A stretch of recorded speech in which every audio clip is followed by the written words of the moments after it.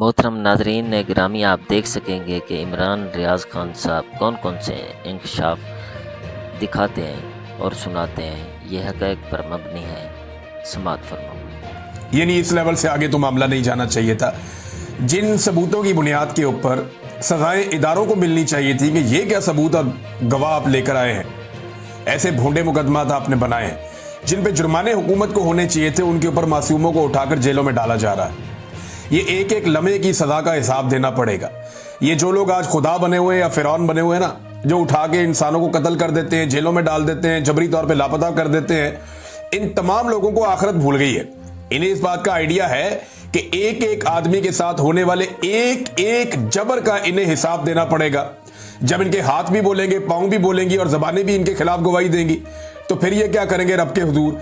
तो इनके साथ बहुत बुरी होने वाली है और जो ये जुल्म कर रहे हैं उसका हिसाब तो इन्हें देना पड़ेगा, यहां भी देना पड़ेगा, आगे जाकर भी देना पड़ेगा। बहरहाल ये सबूत तो बहुत ही फारिग नौइयत के थे, लेकिन यास्मीन राशिद जैसी खातून को, जिन्होंने हमेशा बड़े दिल का मुजाहरा किया, जिन्होंने बुरे हालात में नवाज शरीफ को अस्पताल पहुंचाया, पूरी फैमिली को फैसिलिटेट किया, और नवाज शरीफ उन्हीं के दौर में पाकिस्तान से निकलकर बाहर चला गया झूठे अपने मेडिकल्स बना के, और उस खातून के साथ जुल्म इसलिए किया जा रहा है कि वो खातून नवाज शरीफ को इलेक्शन हरवा चुकी जेल में बैठ के, उसने नवाज शरीफ को शिकस्त दी जेल में बैठ के, और वो कैंसर की पेशेंट है, 70 साल से ज्यादा उनकी उम्र है, लेकिन बहादुरी की मिसाल कायम कर दी इन लोगों ने। इमरान खान के साथियों ने बहादुरी की वाकई मिसालें कायम कर दी और अवाम ने भी बहादुरी की मिसालें कायम कर दी हैं, रेजिलियंस की मिसालें कायम कर दी हैं। वरना किसी पॉलिटिकल पार्टी को इतना दीवार के साथ लगाया जाए तो उसका बेड़ा ही गर्क हो जाता है, उसके पल्ले ही कख नहीं बचता। लेकिन इमरान खान साहब और उनकी पार्टी के लोग जो है वो डट कर खड़े हुए हैं। लीडरशिप में लोग बहुत सारे कंप्रोमाइज हो जाते हैं, डर जाते हैं, परेशान हो जाते हैं, सबकी अपनी अपनी मजबूरियां हैं। और मैं ये नहीं कहता कि ये लोग कसूरवार हैं भाई। जब रियासत का डंडा चलता है या गैर कानूनी गैर आईनी हथकंडे इस्तेमाल किए जाते हैं, जब बंदूक से बात की जाती है जुबान की बजाय, तो सारे लोग उसका मुकाबला नहीं करते। ये सियासी लोग हैं, ये कोई जंगजू थोड़ी है जो मैदान जंग से उठकर आए हुए और यहां पे जंग लड़ेंगे। ये टीटीपी थोड़ी है या कोई और इस तरह की तहरीक थोड़ी है, ये तो सियासी लोग हैं। ये सियासत से मुकाबला करते हैं, लेकिन जब आप बंदूक से मारते हैं, जब आप डंडा उठाते हैं, तो ये आपको उसके मुकाबले में बंदूक या डंडा इनके पास नहीं है। ये वैसे आपसे नहीं लड़ते। लेकिन पाकिस्तान की मिलिट्री एस्टेब्लिशमेंट ने अपनी ताकत का बेपनाह इस्तेमाल किया है पाकिस्तान की सियासी जमात के खिलाफ। पहले भी करते रहे हैं, लेकिन इस मर्तबा पाकिस्तान तहरीके इंसाफ के खिलाफ इन्होंने अपनी सारी हदें पार कर दी हैं।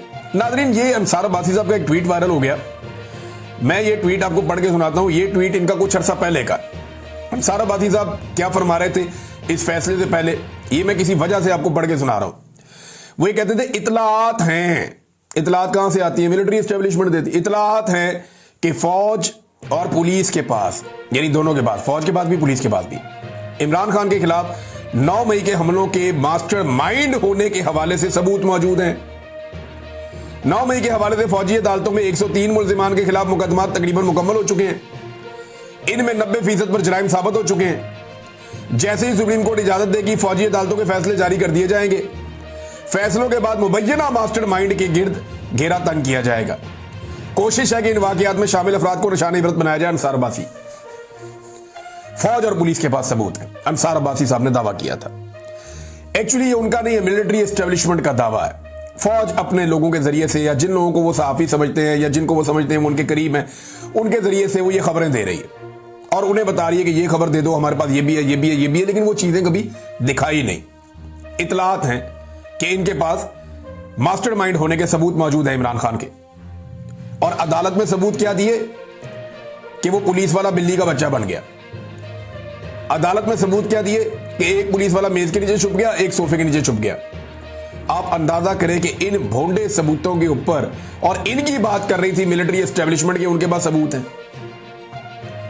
यानी इन्हें कानून का पता भी है या इनके दिमाग फारग हैं, मोटी खोपड़ी है, इन्हें पता ही नहीं चलता। आप अंदाजा करें कि एक जहां बिल्ली का बच्चा नहीं छुप सकता, वहां पे एक पुलिस वाला छुपा दिया और एक सोफे के नीचे छुपा दिया, एक टेबल के नीचे छुपा दिया। और ये वो सबूत है जिनकी बुनियाद के ऊपर अदालत में सजा दिलवा दी, और ये वो सबूत है जिनकी बुनियाद के ऊपर फौजी अदालतें भी सजा देगी, ये भी क्लेम किया गया। फारग तरीन सबूत है ये। अगर किसी भी इंसाफ पसंद जज के सामने ये मामला गए जो अल्लाह से डरता होगा और एस्टेब्लिशमेंट से नहीं डरेगा, तो मैं आपको लिख कर देने के लिए तैयार हूं कि ये केस, ये जितने भी 9 मई के केस हैं, ये 2 दिन नहीं ठहर सकते। ये चंद घंटों की समात की मार है, ये सारे के सारे उड़ जाएंगे। इसमें इतने ज्यादा लकूनास और इतनी ज्यादा खराबियां हैं। ये मुकदमा रियासत ने किए जनाब सिर्फ और सिर्फ इमरान खान को नीचा दिखाने के लिए। मैं अभी एक सहाफी को सुन रहा था, वो कह रहे थे इससे पहले एस्टेब्लिशमेंट ना नफरत करती थी सियासतदानों से, अब डरती है। पुराने सियासतदानों से ये नफरत किया करते थे, अब सियासतदानों से ये डरते हैं। इमरान खान ने इनके दिल में डर पैदा कर दिया, एस्टेब्लिशमेंट डर गई है इमरान खान से, और उन्हें डरना ही चाहिए क्योंकि इनके पीछे पाकिस्तान तहरीक इंसाफ के अवाम खड़े हैं बहुत बड़ी तादाद में। पाकिस्तानी इमरान खान के पीछे खड़े। हाँ, लेकिन ये नाइंसाफी कब बंद होगी वो पाकिस्तानियों ने फैसला करना। यानी वो इमरान खान के पीछे तो खड़े हैं, आप वोटिंग करवा लें तो 80-90% लोग इमरान खान के साथ खड़े हो जाते हैं। जहां जाते हैं आपको दूसरी पार्टी का बंदा ही नहीं मिलता। लोग इमरान खान को वाहिद ऑप्शन के तौर पे देख रहे हैं, लेकिन क्या वो लोग संजीदगी से अपनी फिजिकल एफर्ट कर रहे हैं? तो अभी तक नहीं कर रहे। जिस वक्त ये लोग बाहर आए और उन्होंने मामला अपने हाथ में ले लिए, इनकलाब पूरी दुनिया में आता है, मुस्लिम मुल्कों में आता रहता है, पुरअमन एहतजाज सबका हक है। जिस दिन अवाम का डंडा चला ना, ये सारी एस्टेब्लिशमेंट जो है ना, ये आपको 10 मिनट के अंदर आपको जमीन पे घुटनों के बल बैठी हुई आपको नजर आएगी। इनकी औकात ही नहीं है अवाम का सामना करने की। सिर्फ अवाम अभी तक इज्तिमाई तौर पे कोई फैसला करने में कामयाब नहीं हुई। जिस दिन हो गया उस दिन खेल खत्म हो गया। नादरीन, ये रिचर्ड ग्रेनल के साथ मुलाकात हुई इमरान खान साहब के बेटों की। उस पर एक ट्वीट जो है वो रिचर्ड ग्रेनल ने की और उसके बाद एक ट्वीट इमरान खान साहब के बेटे ने की। पहले रिचर्ड ने क्या कहा जरा वो देख लें। Welcome to California my friends, आपको कैलिफोर्निया में खुशामदीद।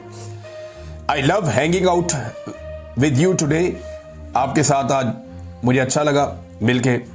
Salman and Qasim Khan, you must stay strong, आपको मजबूत रहना होगा। इमरान खान के बेटों को उन्होंने कहा, there are millions of people around the world who are sick of political persecution. अब इसको जरा समझे, आप वो ये कह रहे हैं कि दुनिया में लाखों करोड़ों ऐसे लोग हैं जो सियासी इंतकाम का निशाना बन रहे हैं या उससे परेशान हैं। यू आर नॉट अलोन, आप तन्हा नहीं हैं। अब इस ट्वीट का आप जो मर्जी मतलब निकाल लें।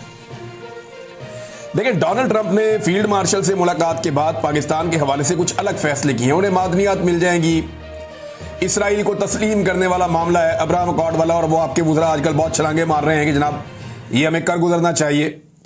तो बहुत सारी चीजें हैं जो पाइपलाइन में हैं, जो फील्ड मार्शल दे सकते हैं अमेरिका को, कोई पॉलिटिकल लीडर नहीं दे सकता। क्योंकि फील्ड मार्शल ने इलेक्शन तो लड़ना नहीं है, डंडे के बल पे बैठना है, तो वो जो भी कर सकता है करना चाहेगा, लेकिन सियासतदान नहीं कर पाएगा। उसने जाके पब्लिक से वोट मांगना है। फील्ड मार्शल ने पब्लिक से वोट थोड़ी मांगना है, उसने तो पब्लिक को डंडे मारने हैं। तो ये फर्क तो रहता है, ये फर्क रहता है। लिहाजा जो रिचर्ड ग्रेनल हैं, ये अब उस तरह से एक्टिवेट नहीं हुए जिस तरह वो पहले माजी में थे, और उन्होंने कहा जी आपकी तरह लाखों करोड़ों और लोग भी हैं दुनिया में, तो आप तनहा नहीं हैं जो सियासी इंतकाम का निशाना बन रहे हैं या इससे परेशान है, और लोग भी हैं, आप मजबूत रहिए। ये मशवरा रिचर्ड ग्रेनल ने दिया। उसके बाद कासिम खान का ट्वीट पढ़ते हैं। कासिम खान ने कहा कि हमारे वालिद इस मुल्क के लिए सब कुछ कुर्बान कर दिया, अपनी राहत, सुकून और सलामती छोड़कर पाकिस्तान के मुस्तकबिल की खातिर जिद्दोजहद की। आज वो खामोश कर दिए गए हैं, अजियत में हैं, कैद में हैं और हमसे मुकम्मल तौर पर जुदा कर दिए गए हैं, राब्ते मुनक़ता हो गए। जब से हमें शऊर आया है, उन्होंने मुझे और मेरे भाई को सिखाया कि करप्ट हुकूमत कितनी तबाहकुन हो सकती है। आज उन्हें इसी जुर्म का इल्ज़ाम दिया जाना एक सफाक और नाकाबिले बर्दाश्त सितम ज़रीफ़ी है। वो कह रहे हैं जी मेरा वालिद खुद करप्शन के खिलाफ सारी ज़िंदगी लड़ता रहा और उसी के ऊपर करप्शन के मुकदमात बना दिए, ये बड़ा जुल्म है, सितम ज़रीफ़ी है। रिचर्ड ग्रेनल को मिलने के बाद, इससे पहले उन्होंने अपने वालिद के करप्शन के केसेस के ऊपर बात नहीं की थी, तो ऐसा लगता है कि अमेरिका में उन्हें यह बताया गया है कि शायद मैं ये अपने अंदाजे से कह रहा हूं, इस ट्वीट पे मुझे थोड़ी सी झलक नजर आ रही है कि शायद अमेरिका में पाकिस्तान की एस्टेब्लिशमेंट ने यह समझाया कि इमरान खान ने करप्शन की हुई है, शायद, और ये चीजें उनके सामने आई तो फिर उन्होंने शायद इसके ऊपर एक स्टेटमेंट इस तरह का दिया कि इमरान खान तो करप्शन के खिलाफ जद्दोजहद करता था, मुझे और मेरे भाई को समझाता था हमारा वालिद, तो उसके ऊपर भी इस तरह के इल्ज़ाम लग गए हैं। तो ये एक सफाक और नाकाबिले बर्दाश्त सितम ज़रीफ़ी है, एक जुल्म है, ये उन्होंने कहा। नाज़रीन, मौजूदा हुकूमत जो है उसकी मौजें लगी हुई हैं और एक मरतबा फिर पाकिस्तान में गैस और पेट्रोल मजीद महंगा करने की तैयारी की जा रही है। पिछले वीलॉग में मैंने आपको सुनवाया कि पाकिस्तानी क्या कहते हैं इस बारे में। पाकिस्तानी भरे हुए थे। अभी 9 मई के हवाले से हम सर्वे करवा रहे हैं। एक आधे दिन में आपको सुनवाएंगे कि 9 मई के फैसलों पे जो अदालती फैसले आए हैं उन पे पाकिस्तानी अवाम का रद्द-ए-अमल क्या है। लेकिन गैस और पेट्रोल मजीद महंगा करने की पाकिस्तान में हुकूमत ने तैयारी कर ली है। जबकि एक और बड़ी इंपॉर्टेंट खबर वो ये है कि ऑडिटर जनरल की रिपोर्ट के मुताबिक बिजली के 2,78,000 सारिफीन को 47 अरब 81 करोड़ रुपए के इजाफी बिल भेजे गए हैं। अंदाजा करें आप, लगभग 3.25 लाख से ज्यादा जो घर हैं उनको इजाफी बिल अरबों रुपए के भेज दिए गए हैं। और ये इलेक्ट्रिक सप्लाई कंपनियां लाइन लॉसेज और नाकिस कारकर्दगी छुपाने के लिए ओवर बिलिंग में मुलव्वस हैं। ये ऑडिटर जनरल की रिपोर्ट है, मैं नहीं कह रहा, सरकार की अपनी रिपोर्ट है। और 8 कंपनियां ऐसी हैं, ये डिस्ट्रीब्यूशन कंपनियां हैं जो बिजली डिस्ट्रीब्यूट करती हैं और बिल इकट्ठे करती हैं। इन्होंने 244 अरब की ओवर बिलिंग की है, ये उसके अंदर मुलव्वस हैं। अवाम की जेब पे 244 अरब का डाका डाला। बिजली में ये डाका डालते हैं, चीनी में ये डाका डालते हैं, आटे में ये डाका डालते हैं, पेट्रोल में ये डाका डालते हैं, हर चीज में अवाम की जेब के ऊपर ये डाका डालते हैं। और बाद में ये अवाम के हमदर्द बन के बैठ जाते हैं। फिर वो टिकटॉकर बयान दे देती है कि मेरे अब्बू का दिल दुख गया, वो मीटिंग छोड़ के चले गए। और भाई मीटिंग से बह के दुखी कर लेना सी, या मीटिंग से छोड़ के आपने क्या कर लेना, मीटिंग छोड़ के चले गए। खुदा का नाम ले यार, आप लोगों को बेवकूफ तो ना बनाए। लोगों का आपने बेड़ा गर्क करके रख दिया है। 2023 में भी नाज़रीन ये स्कैंडल आया था। तब जो है ये जाली हुकूमत ने ये कहा था कि जनाब हम करते ये हैं कि इंपोर्टेड हुकूमत थी उस वक्त, अब तो ये जाली हुकूमत है। तो 2023 में उन्होंने कहा इंक्वायरी करवाएंगे, लेकिन इंक्वायरी के बाद मामला दबा दिया गया। आज तक पता ही नहीं चला कि किसने कितना पैसा अवाम की जेब से ने छोड़ लिया था। इंक्वायरी इन्होंने करवाई थी कि जनाब ये जो स्लैब सिस्टम है इसका फायदा उठाते हुए जो बिजली तकसीम करने वाली कंपनियां हैं जो बिजली प्रोवाइड करती है अवाम को, उन्होंने अवाम से इजाफी अरबों रुपया वसूल कर लिया। हम अवाम को वापस करेंगे, आज तक कोई वापस नहीं किया पैसा, कोई टका अवाम का आज तक वापस नहीं हुआ। थोड़ा अरसा पहले इन्होंने अरबों रुपए के इश्तिहार चला दिए कि जनाब हमने बिजली 7 रुपए सस्ती कर दी है। वो बिजली सस्ती हुई नहीं, मीडिया को अरबों रुपया खिला दिया इश्तिहारों के अंदर। करोड़ों रुपए एक मीडिया को ये दे देते हैं कि जनाब आपको इश्तिहार मिल रहे हैं, और उसका फायदा अवाम को टके का नहीं हुआ। ये सिर्फ अपनी मशहूरी करने आते हैं और मशहूरी करके निकल लेते हैं। नाज़रीन, फील्ड मार्शल आर्मी चीफ की मुलाकात हुई एक मरतबा फिर ताजर बरादरी से, ताकि उनके मसाइल हल किए जाएं। तो फील्ड मार्शल की मुलाकात के बाद ना एक इंटरव्यूज का सिलसिला भी शुरू हुआ। तो 2 चीजें सामने आती हैं, 2 सवालात खड़े होते हैं। नंबर 1, आर्मी चीफ ताजरों से क्यों मिले, या आर्मी चीफ ताजरों से क्यों मिलते हैं, नंबर 1 सवाल। नंबर 2, ताजर आर्मी चीफ से क्यों मिलते हैं, क्यों मिलना चाहते हैं। पहले सवाल का जवाब यह है कि आर्मी चीफ अच्छी तरह जानते हैं कि जिनको वो लेकर आए वो नालायक है, नकम्मे हैं, उनसे कुछ नहीं होना। मईशत तबाह हो चुकी है, हुकूमत का कोई एतबार बाकी नहीं रहा, एतमाद का मुकम्मल तौर पे पाकिस्तान में फुकदान है। और इसीलिए हर थोड़े दिन के बाद वो ताजरों से मिल लेते हैं, और ताजरों से मिलने के बाद उनको यकीन दहानियां करवाते हैं, और उसके बाद उनमें से चंद ताजरों को चुनकर टीवी एंकर्स के हवाले किया जाता है कि इनके इंटरव्यूज करो। वो ताजर जमीन आसमान के कलाबे में लाते हैं। यानी कल एक ताजर ने कहा कि सदियों के बाद ऐसी मुलाकात होती है, हमें आसिम मुनीर साहब ने खाना भी खिलाया, बल्कि उन्होंने अपने हाथ से लिखा। भाई हाथ से ही लिखता है बंदा, और कैसे लिखता है। यानी उन्होंने खुद नोट्स लिखे, उन्होंने हमें खाना भी खिलाया, और सदियों बाद ऐसी मुलाकात होती है। गेम ज्यादा नहीं चुक रही थोड़ी सी। बहरहाल जितनी भी चुकी पाकिस्तान की इकोनॉमी उठनी चाहिए, गेमें तो पाकिस्तान में उठ रही है, पिछले 70 साल से उठती हुई हम देख रहे हैं। तो ये जनाब ये सियासी और इंतजामी मामलात में क्या एक फील्ड मार्शल आर्मी चीफ की खुली मुदाखलत नहीं है? नहीं, ताजर के साथ आर्मी चीफ का क्या काम है? इस वक्त पाकिस्तान में डेमोक्रेसी है ना, वजीर आजम मौजूद है, वजीर खजाना मौजूद है, बल्कि पाकिस्तान का जो डिप्टी वजीर आजम है वो भी इकोनॉमिस्ट है अपनी तरफ से, बहुत सारे इदारे मौजूद हैं, सेक्रेटरी मौजूद हैं। तो फिर आर्मी चीफ ताजरों से या बिजनेस कम्युनिटी से क्यों मिलते हैं? सोचने वाली बात है ना। क्या बिजनेस के लोग अगवा हो रहे हैं, या कोई सरहद पार से उनके ऊपर अटैक हो रहे हैं, या कोई दुश्मन उनके ऊपर ड्रोन हमले कर रहे हैं? ऐसी तो कोई चीज नहीं है ना। तो सिक्योरिटी प्रोवाइड करने वाला आदमी वो क्यों मुलाकात कर रहा है कारोबारी लोगों से? सवाल है ना। तो फिर इसको आप यही कहेंगे कि पाकिस्तान की मिलिट्री एस्टेब्लिशमेंट या पाकिस्तान के आर्मी चीफ सियासत में और सियासी मामलात में और इंतजामी मामलात में एक दखल अंदाजी कर रहे हैं, एक मुदाखलत कर रहे हैं।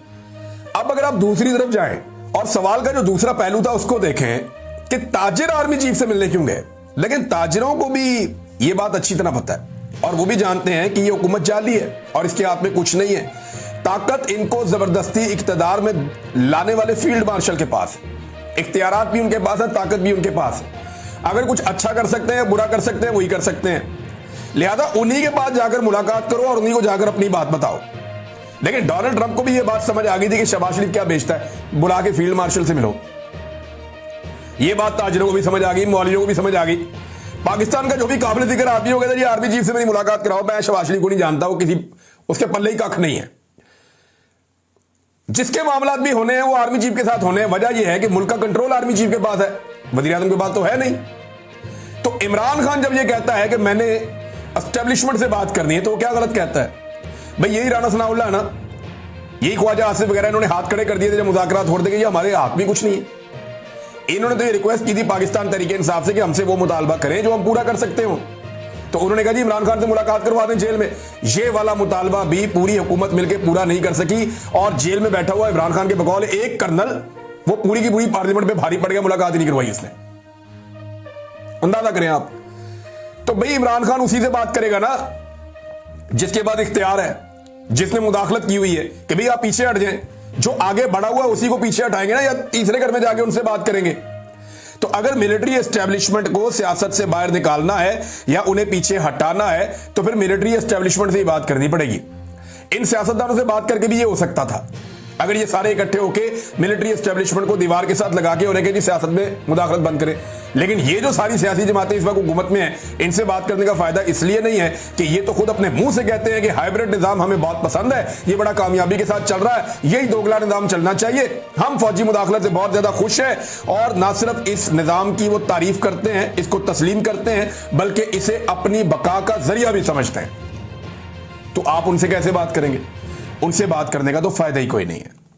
नाज़रीन, मारंग बलोच साहब का एक ट्वीट आया, ये बहुत ज़रूरी है क्योंकि बड़ा जुल्म हो रहा है इस वक्त इस्लामाबाद में भी, कोयटा में भी। जबरी तौर पे जो इंसान लापता हैं उनके बारे में अभी तक कुछ पता नहीं चला। पीटीआई के लोग बिलाखिर 8वें दिन पहुंचे वहाँ पे और खदीजा शाह साहिबा गई, सलमान अकरम राजा साहब गए, उन्होंने जाके इजहार यकजहती किया बलोच खवातीन के साथ जो बारिश के अंदर, तूफान के अंदर कई दिनों से खुले आसमान के नीचे वहाँ मौजूद हैं और एहतजाज कर रहे हैं अपने प्यारों के लिए। तो मारंग बलोच ने लिखा, बलोच माएँ और बच्चियाँ जुर्रत और इस्तकामत की अलामत हैं। आज इस्लामाबाद में एहतजाज को 8 दिन मुकम्मल हो चुके हैं। इस्लामाबाद पुलिस की बदसलूकियाँ और जबर बदस्तूर जारी है, लेकिन वो ना इन माओं के हौसले तोड़ सके और ना ही इन्हें पसपा करने में कामयाब हो। ये माएँ सख्त बारिश, आंधी, तूफान और जुलसा देने वाली गर्मी में भी अपने पुरअमन एहतजाज को मुसलसल जारी रखे हुए हैं। इनका मुतालबा मुकम्मल तौर पर आईनी और कानूनी है। Doctor Marang Bloch, Bloch यकजहती committee की क़यादत और दीगर जबरी तौर पर लापता या गिरफ्तार अफराद की रिहाई। रियासत को चाहिए कि इनके आईनी मुतालबात को तस्लीम करे, लेकिन अफसोस कि इसके बजाय रियासत इन बाहिम्मत माओं को हरासा कर रही है। इस्लामाबाद से निकालने की कोशिशें की जा रही हैं और इन्हें रिहाइश गाहों से ज़बरदस्ती बेदखल किया जा रहा है। लेकिन याद रखें, ये बलोच माएँ हैं, इनके हौसले को तोड़ना आपके बस की बात नहीं है। ये नादरीन, ये जो हमारी बहनें वहाँ जाती हैं पुलिस वाली, जाकर इनको घसीटती हैं, खींचती हैं, वो अपनी ड्यूटी कर रही है। लेकिन एक लम्हे के लिए सोचें कि अगर उनके घर से कोई आदमी गायब हो जाए, सिर्फ एक लम्हे के लिए सोचें, सिर्फ, मैं उन्हें कुछ करने का नहीं कह रहा, वो अपनी ड्यूटी करने जाती है, उन्हें जो कहा जाता है वो कर देती है। सिर्फ एक लम्हे के लिए सोचें, बल्कि जो वहाँ पे बाकी पुलिस वाले मौजूद हैं वो एक लम्हे के लिए सोचें कि अगर उन्हें जबरी तौर पर लापता कर दिया जाए तो उनके घर वालों पे क्या गुजरेगा, क्या गुजरेगी उनके घर वालों पे। भाई जिसको आपने पकड़ा उसे आईन और कानून के मुताबिक कानून के कटहरे में लेकर आए, अदालत में लाकर पेश करें। ये क्या तरीका है कि मावरा अदालत किसी को कत्ल कर दिया या जबरी तौर पे किसी को लापता कर दिया। ये पुलिस मुकाबले, ये इंसानों को मार देना, मसकशुदा लाशें मिलना, ये कोई इंसानियत नहीं है, ये इंसानियत की बदतरीन तौहीन है। नाज़रीन, एक और खबर अफसोसनाक है। मियां मोहम्मद अजहर साहब बड़े अच्छे ज़ीरक बुजुर्ग सियासतदान, मेरी इनसे मुलाकात भी रही, इनसे कुछ सीखा भी, कभी बैठ के बातें की, माजी की बहुत सारी चीज़ें जानते थे और इनके साथ बहुत सारे राज इनके दिल में थे। लेकिन बड़े ही ज़बरदस्त इंसान थे, बहुत ही रवादारी वाले इंसान थे और ड्राइंग रूम पॉलिटिक्स के कहा जाता है कि वन ऑफ द बेस्ट जो पाकिस्तान में लोग हैं उनमें से एक मियां मोहम्मद अजहर साहब थे। गवर्नर भी रहे हैं, नून लीग में रहे, काफ लीग में रहे। उसके बाद इन्होंने पाकिस्तान तहरीक इंसाफ से अभी MNA बने। हमाद अजहर साहब के वालिद हैं। हमाद अजहर साहब को आप सब जानते होंगे, इमरान खान साहब के साथियों में से एक है। तो मियां अजहर साहब का इंतकाल हो गया, अल्लाह ताला उन्हें गरीक रहमत करे। और ये एक पाकिस्तानी सियासत में एक बड़ा नाम था जो इस दुनिया से चला गया और अल्लाह ताला